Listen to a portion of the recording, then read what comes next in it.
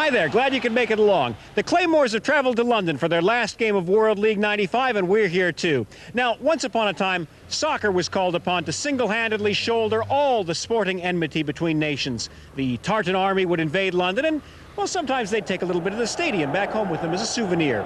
Those days are gone. But friends, a new page is being written. They may not be an army, they're more like a unit from ENSA, really, but they're here.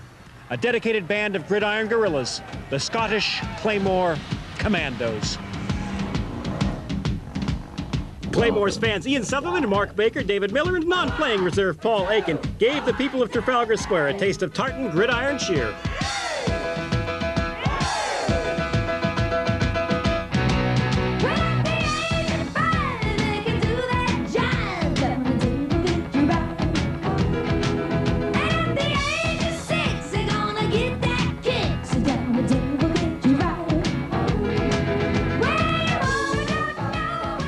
They could have stayed all day, but hey, there was a game to go to.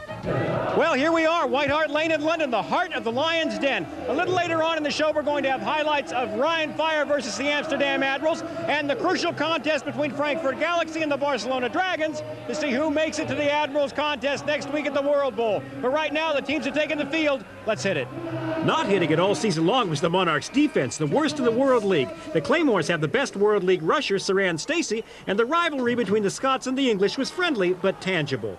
London hit first, Brad Johnson unleashing this 45-yard pass to Allen Allen, who tried to roll over and place the ball into the end zone, but the refs didn't buy that. The Monarchs then tried 4 times in a row to smash into the end zone from 2 yards. But the Claymores' defense held firm, and that gave the Scots a huge psychological boost. Claymore quarterback Terry Carge then took over, handed to Saran Stacey, who exploded the Claymores out of the danger area. Carge then passed to Alan de Graffenried for more breathing space. Then they did it one more time, Carge finding de Graffenried in the middle distance, the Scots' top receiver putting the Claymores into Monarchs territory. Saran Stacey ran the pigskin into scoring range, and 13 plays, 98 yards later, the Scots were wiping their feet on the welcome mat. Your commentators are Nick Halling and James Thornton. This is the 14th play of the drive, and not only that, it's wearing out this Monarchs defense. Carge gives. Touchdown Scotland. They go ahead. No. The Claymores thought they'd got it. The officials are saying, wait, we want to take another look. It's bringing up 4th and no more than a fingernail. Carge on the keeper. Oh. He's 5'9". The little man gets in. But he's all guts. Sean Conley will attempt the extra point. Conley 6 of 6 on the year. Bad snap. Well taken by Carge.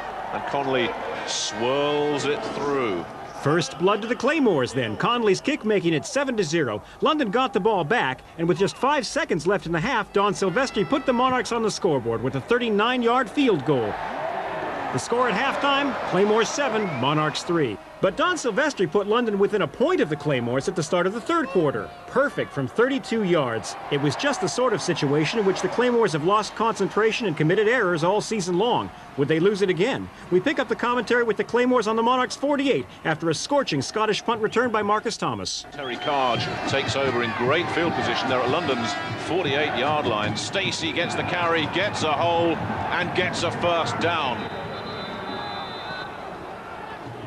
Dwayne Chandler switch sides, the tight end. They fake to Stacey. Carge, and it's batted at the line of scrimmage by Herman Smith, number 78, who got great penetration. Second down.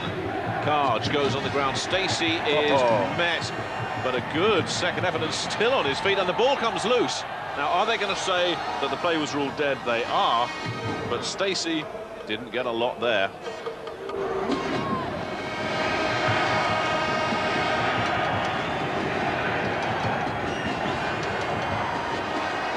Carge with time, finds a man. First down to Graffenried, running room. It's a foot race, and de Graffenried wins it, and the Claymores break open a big one.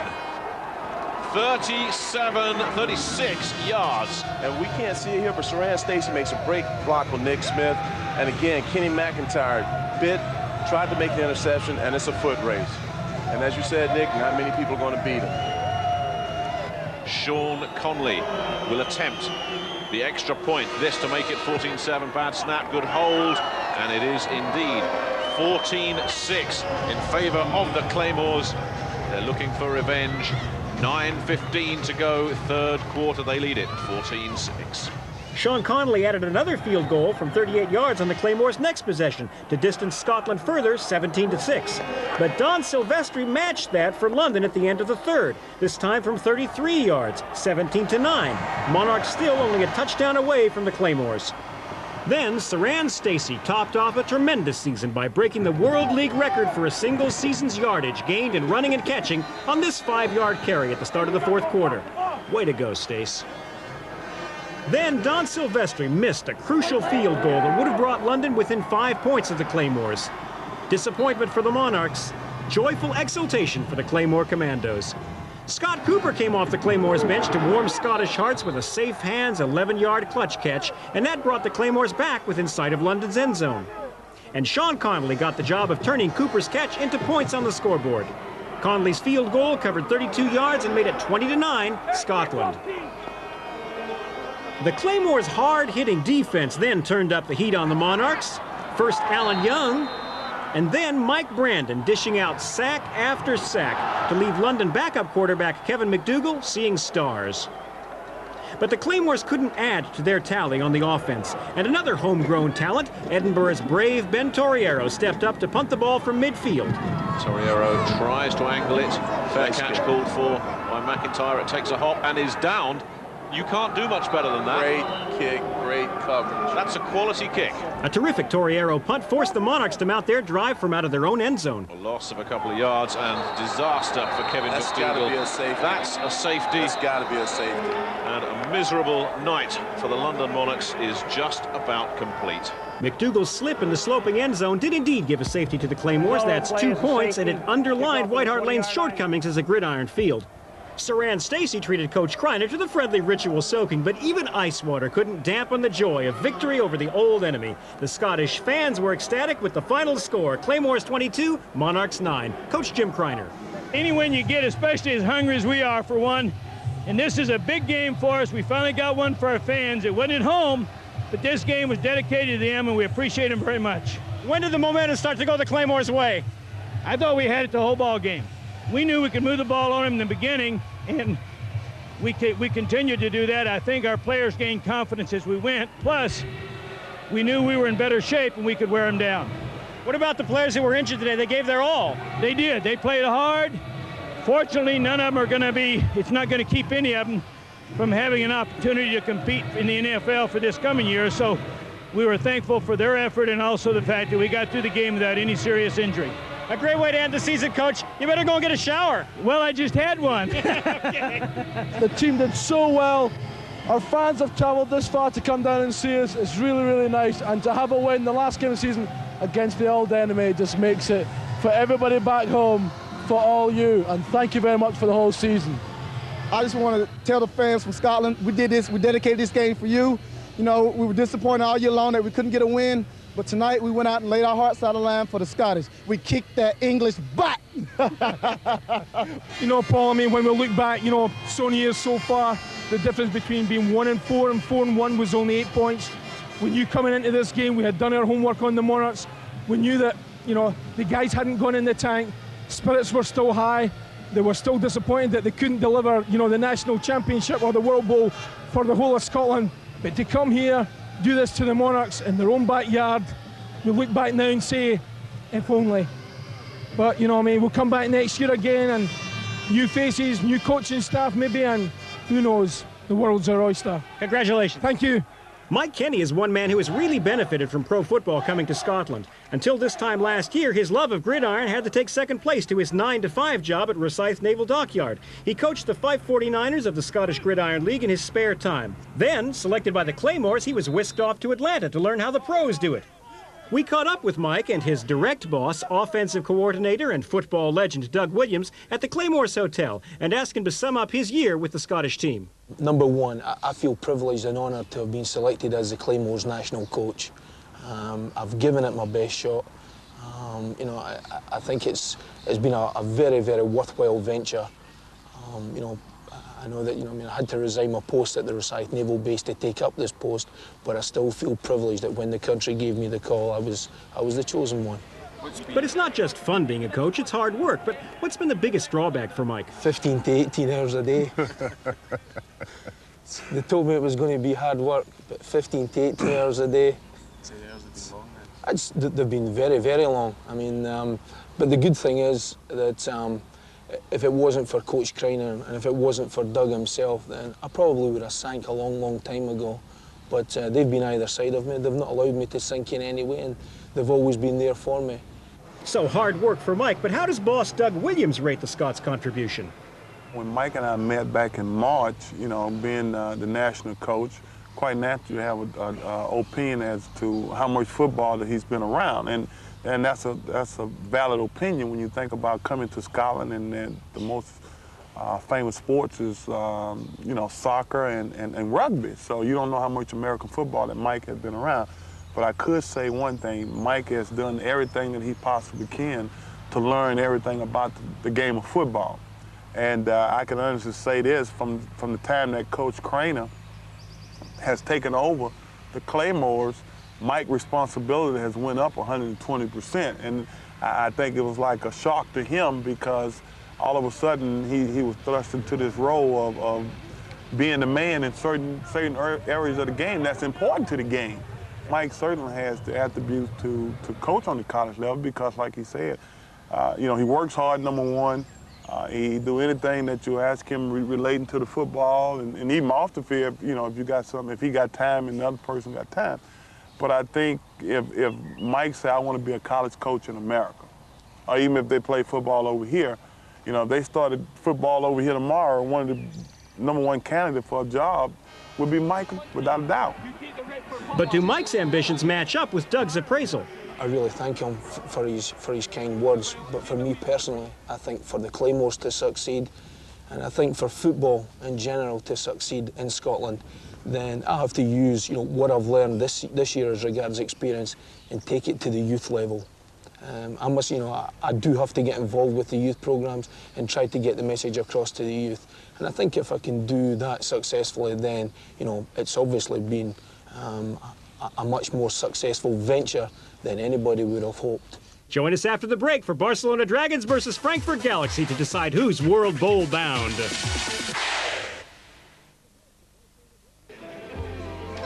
It's not that I'm anti my aunties, but when it's 2 against 1, I'll be right back.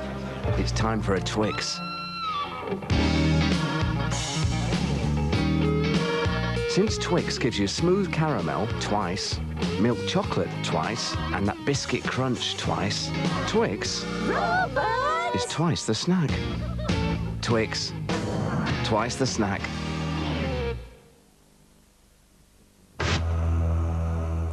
I'm spending the summer discovering the treasures of the Aztecs and the Incas. You need graphics, a sunroof, and a stereo radio cassette. And with the 106 Inca from just £6,495, you won't have to dig deep. Which is just as well, really.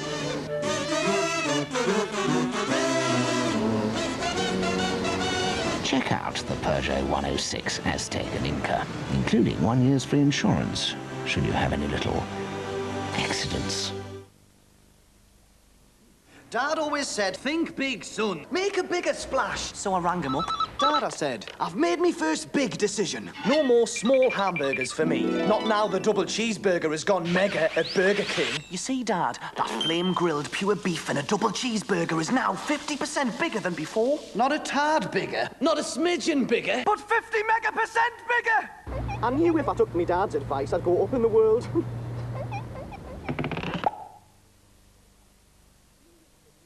Gillette introduces a wild new idea in body sprays. Gillette Series Body Spray with the invigorating Wild Rain fragrance.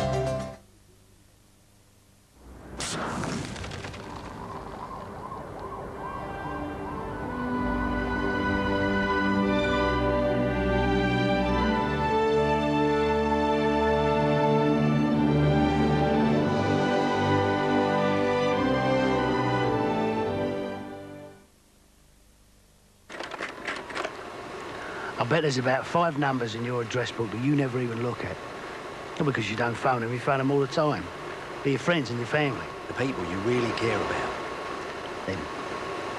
Then there's... And don't forget... What about... And remember? Who can forget? Well, now you can get 5% off the cost of all the calls you make to the 5 people you phone the most often. And it'll cost you less than a fiver for life. Hey, you can even have one overseas. If you've got friends and family, call up and ask about friends and family. Hold on. It's good to talk. Right.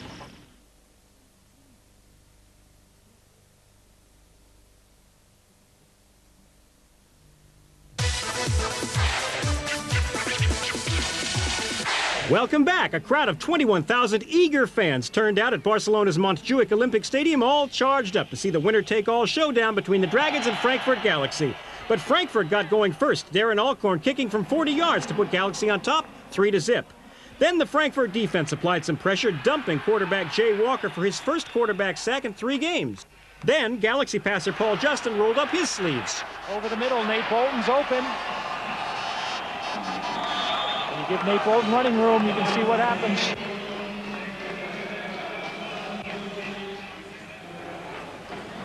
Bolton's going to look to throw. He was a quarterback in high school. Hello, bye-bye, bye-bye. Mario Bailey, and it's a touchdown for the Frankfurt Galaxy. In the Frankfurt Galaxy Gridiron Guide on the page marked Tricky Plays, the old alley-oop, the unexpected halfback pass. The point after was tricky, too. No good. 9 points behind, Jay Walker started to rally his team, hitting Mario Henry to jumpstart a Dragon drive.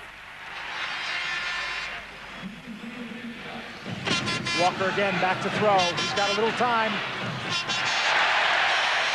And he's got Tyree Davis over the middle.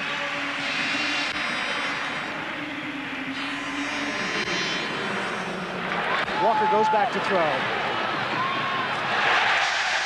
And he's got sidelines pattern to Tyree Davis. Jack Kellogg on the coverage, but Davis was there and gets the first down.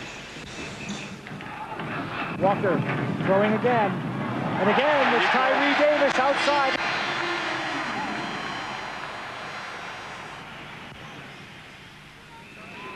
Good fake to Nichols. Walker under pressure.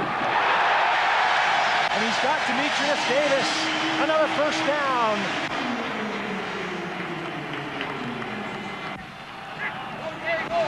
Joe Mickles, big hole, and Joe Mickles is down to about the 5.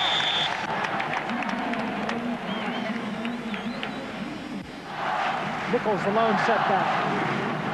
Goes right again. Oh. He's in the end zone. Standing out. Touchdown, Barcelona Dragons. Touchdown, Joe Mickles. Until a week ago, he wore the Claymores uniform, so glory in Catalonia for Mr. M. The Dragons missed the point after, but they were only 3 points behind, 9-6.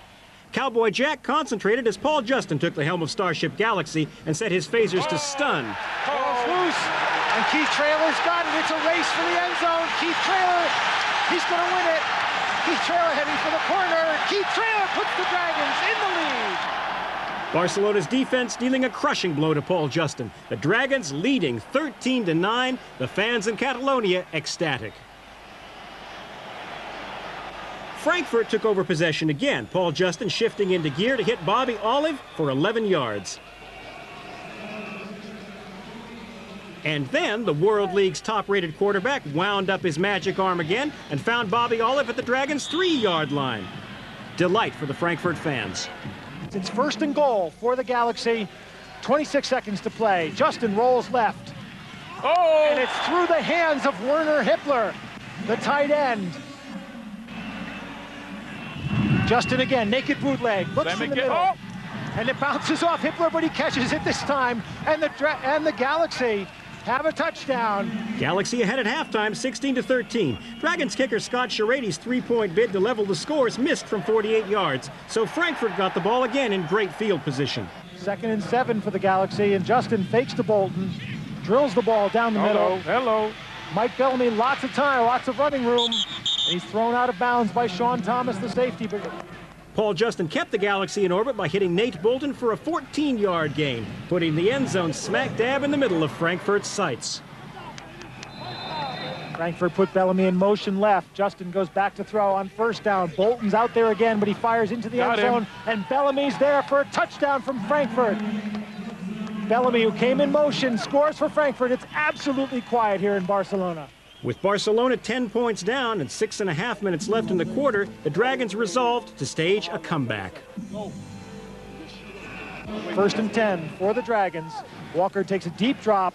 He's got a man all alone, Shelby Hill, and he's down at the 35 of Frankfurt. Joe Mickles on the draw, and Mickles has some running room. He's going to be just short of a first down at the 26-yard line. And Jay Walker sneaking again on 3rd and short for the first down.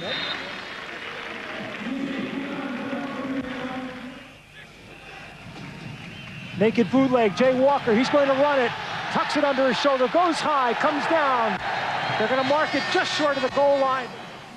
It's special left. Special left. 860 R option. 860 R option. Special left. 860 R option. At the start of the 4th quarter, Jay Walker did exactly what Jack Bicknell told him to do. Oh, and Jay Walker's second effort gets the touchdown. Every time it's short yardage, Jay Walker goes up the middle, and Jay Walker gets the score. Jay Walker's skill putting the Dragons just 3 points behind Galaxy, 20-23. Ernie Stautner drove his men on, and Frankfurt rocketed back. And Justin on the bootleg. Touchdown. Touchdown, Werner Hippler. His second of the game, his first 2 catches of the year. Werner Hippler, the German tight end. Jack Bicknell couldn't believe what was happening to his team. Unbelievable. We can't stop anybody. But the Frankfurters weren't finished yet. With 11 minutes left, their department of wide receivers decided to get in on the act. Justin back to throw, puts it up in the air for Bobby Olive. And Olive gives J.D. Brown a knock, and he's the only man with it. Brown is down. Olive's looking to cut inside. Bobby Olive back to his old reach-it-in tricks, but Nate Bolton made sure of it on the next play. And Nate Bolton on the outside spins in for the touchdown. Kevin O'Brien met him initially, but Bolton, too much momentum. And it's 36-20, and Frankfurt have opened up a cushion. Jay Walker watched his World Bowl chances slipping away as Frankfurt took over possession one more time. Justin goes back to throw. And he's got his man, and there's running room. Bye-bye. Mario Bailey brought down by Shelby Hill from behind. National player Ingo Siebert was handed the hammer to nail down the lid on the Dragons' World Bowl dreams. Siebert for the 3rd straight time, and he burrows down for the touchdown, and that ices it for the Frankfurt Galaxy. An emphatic victory for Galaxy, and just time to take some parting shots, as well as the obligatory ablution for the coach. Desolation for the crushed Dragons. Jack Bicknell and Jay Walker had come so close. But joy for old Ernie Stautner, who will march his troops into Amsterdam to take on the Admirals in the World Bowl. A meaningless match as the Admirals sailed up the Rhine, but valuable warm-up time for Al Luganbill's able-bodied seamen ahead of this weekend's World Bowl. Amsterdam were the first to weigh anchor. Receiver Sanjay Beach netted Brad LeBeau's short pass, dodged a few tackles to make a scoring touchdown look easy.